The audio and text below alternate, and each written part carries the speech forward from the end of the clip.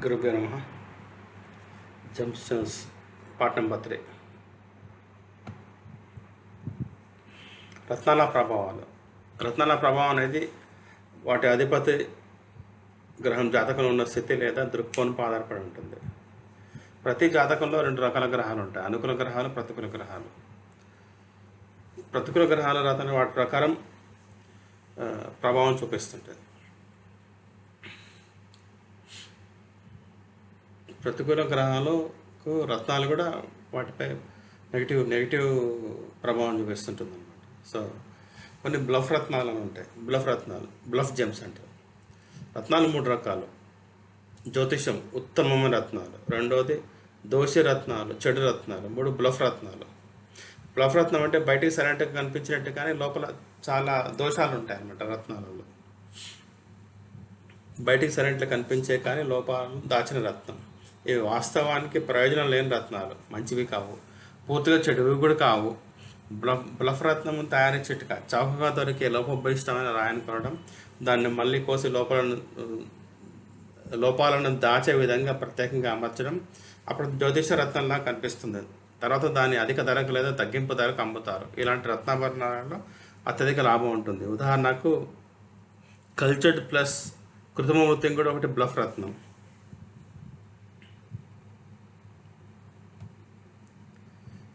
జ్యోతిష రత్నాలు బ్లఫ్ రత్నాలు versus bluff రత్నాలు.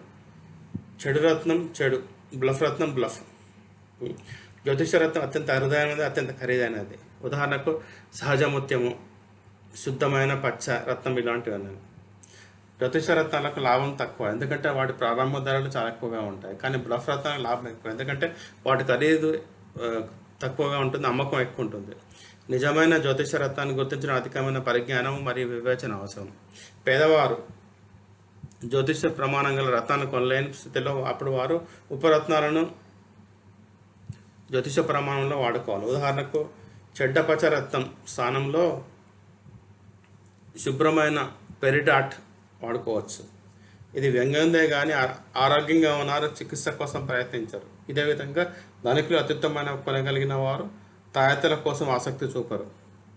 వ్యంగ్యం ఏంటంటే జ్యోతిష రత్నాన్ని కొనలేని పేదవారు ఎక్కువగా వీటిని కోరుతారు, కానీ సాధారణంగా పొందేది మాత్రం బ్లఫ్ రత్నాలే.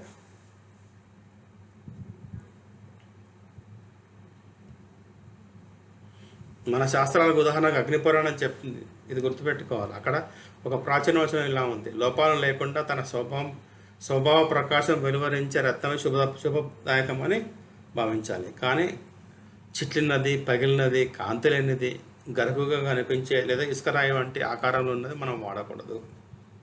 ఇది గుర్తుపెట్టుకోండి. వివిధ గ్రహాలకు రత్నాలు. ఇది చంద్రుడు ఏ నక్షత్రంలో ఉన్నాడో ఆ నక్షత్రాధిపతి ఎక్కడ ఉన్నాడో మరియు ఆ వ్యక్తి ఏ సమస్యలతో నా వద్దకు వచ్చిన దానిపైన ఆధారపడి ఉంటుంది. ఉదాహరణకు చంద్రుడు ఒక నక్షత్రంలో ఉండగా ఆ నక్షత్రాధిపతి 2వ భావంలో ఉన్నట్లయితే చంద్రుడు ధనాన్ని, డబ్బును ఇస్తాడు. ఆ వ్యక్తి నన్ను కలిసి బ్యాంక్ లోన్ ఆమోదం కాలేదు అంటే అప్రూవ్ కాలేదని అనే సమస్య చెప్తే నేను వెంటనే అతనికి మంచి ముత్యం ధరించమని సూచిస్తాను. కానీ లోన్ ఆమోదం అయిన వెంటనే ఆ ముత్యం తీసేయమని చెప్తాను, ఎందుకంటే అది అతనికి ఆరోగ్య సమస్యలు రాకూడదనే భావన ఉంటుంది. ఎందుకంటే 6వ భావం మరియు 2వ భావం వరుసగా ఆరోగ్యం మరియు ధనం సూచిస్తాయి. కానీ ఆరోగ్యాన్ని చెడగొట్టి వచ్చిన డబ్బు మంచిది కాదు. 6వ భావం వ్యాధులను కూడా సూచిస్తుంది. మనందరికీ తెలిసిందే ఇది.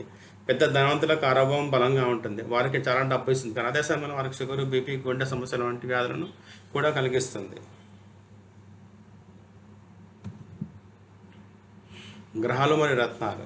ఈ క్రింది జాబితాలో 9 గ్రహాలను సాధారణంగా సూచించే రత్నాలు ఇవ్వబడ్డాయి. మొదట ప్రాధాన్యత రత్నం, తర్వాత ప్రత్యామ్నాయ రత్నాలు ఇవ్వబడ్డాయి. సూర్యుడు మాణిక్యం, అదే దాని ఉపరత్నాలు ఏంటంటే బేసిక్గా రెడ్ స్పినెల్, రుబెలైట్, రెడ్ గార్నెట్ అటువంటివి. చంద్రుడు ముత్యం ఫస్ట్ టాప్ ప్రయారిటీ. దాని సబ్స్టిట్యూట్ అంటే చంద్రకాంతి రత్నం, దాన్ని మూన్ స్టోన్ అంటారు, తెల్ల పగడం అటువంటిది. కుజుడు మార్స్, ఎరుపు పగడం, రెడ్ కోరల్ అంటారు దాన్ని. సబ్స్టిట్యూట్ అంటే కార్నెలియన్. బుధుడు పచ్చరత్నం, ఎమరాల్డ్, దాని సబ్స్టిట్యూట్ అంటే పెరిడాట్, ఓనిక్స్, స్వోరైట్, గ్రీన్ జెట్, టూర్మలైన్ అనే సబ్స్టిట్యూట్స్ అన్నమాట ఇవన్నీ.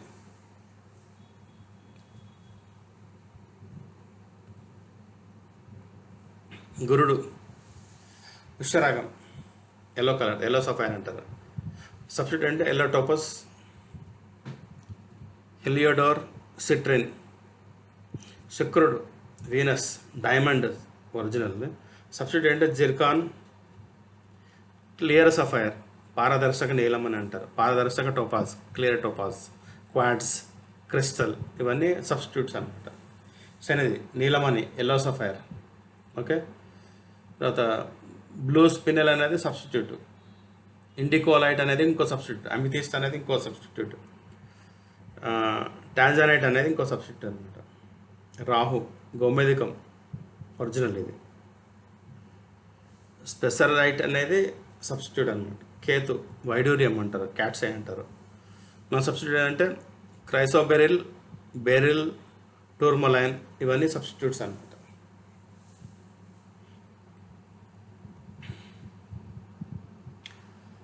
ధన్యవాదాలు.